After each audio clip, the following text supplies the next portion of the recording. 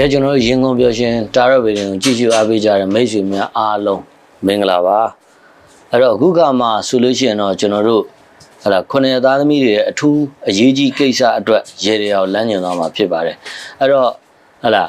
ဘယ်လိုကိစ္စကြီးငယ်ဟူသမျှပဲဖြစ်ဖြစ်နော်ပြုလုပ်ရမယ့်ရေတွေကဖြစ်ပါတယ်အဲ့တော့မိမိရဲ့ဟလာအရေးကိစ္စဘောင်းဆောင်များအနက်မှာတစုံတရာသောကိစ္စပဲဖြစ်ဖြစ်နော်အရေးကြီးတဲ့ကိစ္စတွေမှာအစမပြေတာတွေအပူပင်တော့ကဖြစ်နေတာအခက်အခဲတွေ့နေတာစသဖြင့်မိမိလက်ရှိကြုံတွေ့နေရတဲ့ဟလ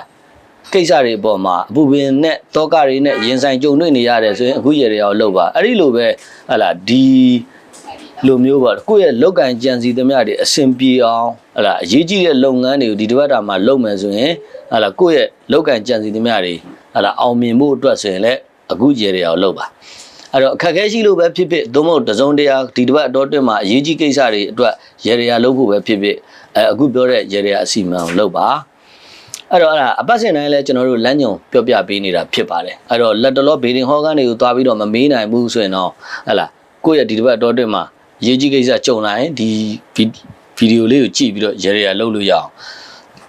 ်အဲ့တော့12ရက်ဇန်နဝါရီလ2026တင်းလာနေ့ကနေပြီး18ရက်ဇန်နဝါရီလ2026တနင်္ဂနွေနေ့ပေါ့ဒီကာလအတော်အတွင်းမှာအခုပြောမဲ့ရေတွေဟာအစီရင်လေးကို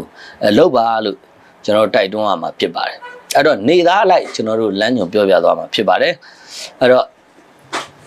12ရက်ဇန်နဝါရီလ2026တင်းလာနေ့ကနေ18ရက်ဇန်နဝါရီလ2026တနင်္ဂနွေနေ့ဒီကာလအတော်အတွင်းမှာပဲဖြစ်ပါတယ်အဲ့တော့ပထမဆုံးတနင်္ဂနွေသားသမီးတွေရဲ့ကိစ္စကြီးငယ်ဟူသမျှပေါ့နော်ဟာလားအဆင်ပြေခြင်းနဲ့ကိုယ့်ရဲ့လုပ်ငန်းဆောင်တာတွေအခက်အခဲရှိလို့အဆင်ပြေခြင်းနဲ့လောက်ကန်ကြံစီထားတာတွေကိုအကောင့်တွေပေါ်ဆောင်ရွက်တဲ့အခါမှာအဆင်ပြေအောင်မြင်ခြင်းနဲ့ဆိုရင်တနင်္ဂနွေသားသမီးများဥစွာပထမမိမိချစ်တော်သူခင်တော်သူကိုကျွန်တော်တို့လက်ဆောင်ပစ္စည်းစားတောက်ဖွယ်ရာတစ်ခုခုကိုပေးပါပြီးတော့မိမှရှိတဲ့အင်ကြီးဟောင်းတစ်ထည်ကိုသို့မဟုတ်ပစိုးဟောင်းတစ်ထည်အင်ကြီးဟောင်းတစ်ထည်သို့မဟုတ်ပါနော်အင်ကြီးဟောင်းသို့မဟုတ်ပစိုးဟောင်းတစ်ထည်ကိုစွန့်ပစ်ပါပြီးတော့ငှက်စာကျွေးတာငှက်လွတ်တာကိုလုပ်ပါဒါကတော့တနင်္ဂနွေသားသမီးတွေအတွက်ပါအဲ့တော့တင်းလာသားသမီးမိမိရဲ့ကိစ္စကြီးငယ်ဟူသမျှအဆင်ပြေခြင်းနဲ့လောက်ကန်ကြံစီထားတဲ့ရည်ရွယ်ထားတဲ့ကိစ္စတွေလုပ်ဖို့အောင်မြင်ခြင်းနဲ့ဆိုရင်တင်းလာသားသမီးမိတ်ဆွေများအနေနဲ့ဟလာဓာတ်တက်လက်ကိုစွန့်ပြရမှာဖြစ်ပါတယ်เนาะဓာတ်တက်လက်ကိုစွန့်ပြရမှာဖြစ်ပါတယ်အိမ်မှာရှိတဲ့ဓာတ်အဟောင်းဓာတ်အပဲ့ဓာတ်အကျိုးကိုစွန့်ပြလို့ရတယ်သို့မဟုတ်လို့ရှိရင်ဘုန်းကြီးကျောင်းမှာပေါ့เนาะဟလာဟိုစံချတဲ့ဓာတ်ပေါ့เนาะအဲ့ဒီလိုမျိုးလှူလို့ရတယ်နောက်တစ်ခုကမှန်ဝိုင်းတစ်ချက်မှာမှန်ဝိုင်းကြီးကြီးသေးသေးအမှန်လေးချစ်ပြီးတော့ဖျားစင်ဘက်ကိုလှည့်ပြီးတော့ထောင်ထားရမှာဖြစ်ပါတယ်အဲ့တော့ဒါတင်းလာသားသမီးပေါ့အင်္ဂါသားသမီးမိတ်ဆွေများအနေနဲ့ကတော့ကျွန်တော်တို့ဟာလားတောက်တော်ကြီး8ခွက်เนาะတောက်တော်ကြီး8ခွက်ကိုလှူရမယ်တောက်တော်ကြီး8ခွက်ကိုလှူရမယ်နီးစက်ရဇေဒီတဆူမှာစိုက်ထားတဲ့တစ်ပင်တွေကိုဟာလားရေသွန်းလောင်းတာအမွှေးတိုင်ထွန်းတာဆိုတာမျိုးတွေကျွန်တော်တို့လုပ်ရမှာဖြစ်ပါတယ်ထို့အတူပဲတစ်သီး8မျိုးလှူလို့လည်းရပါတယ်เนาะတစ်သီး8မျိုးသို့မဟုတ်8လုံးလှူလို့ရတယ်ဥပမာပေါ့ဇီးသီး8လုံးပေါ့ပန်းသီး8လုံးပေါ့ဒီလိုမျိုးလှူလို့ရပါတယ်เนาะဒါတင်းလာသားသမီးတွေเนาะအင်္ဂါသားသမီးတွေအတွက်ပါအဲ့တော့အင်္ဂါသားသမီးမိတ်ဆွေများပြန်ပြောပါမယ်ဟုတ်လားနီးစရာဇီဒီတဆူရဲ့ဟလာတစ်ပင်မှာစိုက်တဲ့နီးစရာဇီဒီတဆူမှာစိုက်ထားတဲ့တစ်ပင်တွေရဲ့ခြေရင်းတွေမှာအမွှေးတိုင်ထွန်းတာရေလောင်းတာမျိုးလုပ်ရမယ်ဟလာတစ်သီး8မျိုးပန်းသီး8မျိုးဟလာဇီဒီ8လုံးစသဖြင့်ပန်းသီး8လုံးဒါမျိုးတွေလှူရမယ်เนาะအဲ့တော့အခုပြောတဲ့အတိုင်းကျွန်တော်တို့လုပ်ရမှာဖြစ်ပါတယ်တောက်တော်ကြီး8ခွက်ဒါမျိုးလေးတွေလုပ်ပါအင်္ဂါသားသမီးတွေအတွက်ကဲဗုဒ္ဓဘုသားသမီးမိတ်ဆွေများအနေနဲ့ကတော့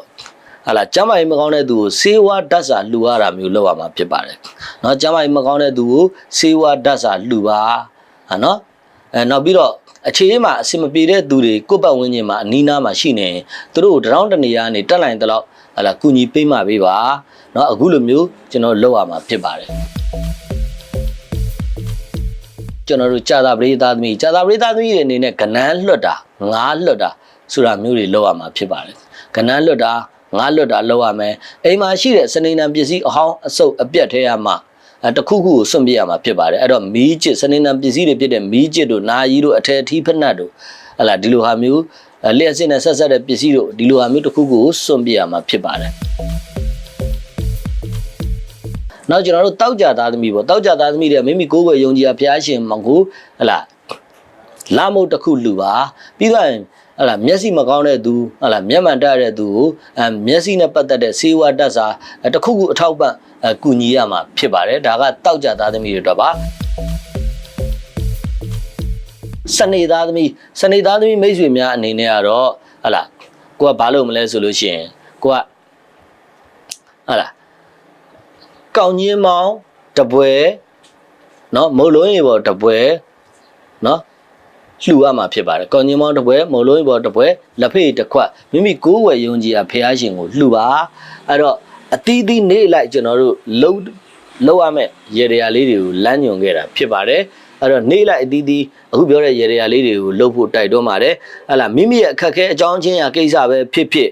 မိမိမှာလက်တလောဟလာလောက်စီယာကိုင်းစရာရှိတယ်လောက်ကင်ကြံစီတာတွေအောင်မြင်ခြင်းနဲ့ဆိုရင်အခုပြောတဲ့ရေရအစီမံလေးတွေကိုဒီတစ်ပတ်တာအတွင်းအတွက်လုပ်ဖို့တိုက်တွန်းရင်းနဲ့နောက်ဗီဒီယိုဖိုင်တွေမှာကျွန်တော်တို့ပြန်ဆုံပါမယ်ဟလာစောင့်ဆိုင်ကြည့်ရှုအားပေးကြတဲ့မိတ်ဆွေများကိုလည်းအထူးကျေးဇူးတင်ပါတယ်ဒီဗီဒီယိုဖိုင်လေးတွေကိုလည်းကြိုက်နှစ်သက်တယ်ဆိုရင်မျှဝေပေးပါလို့ဆန္ဒပြုပါတယ်ခင်ဗျ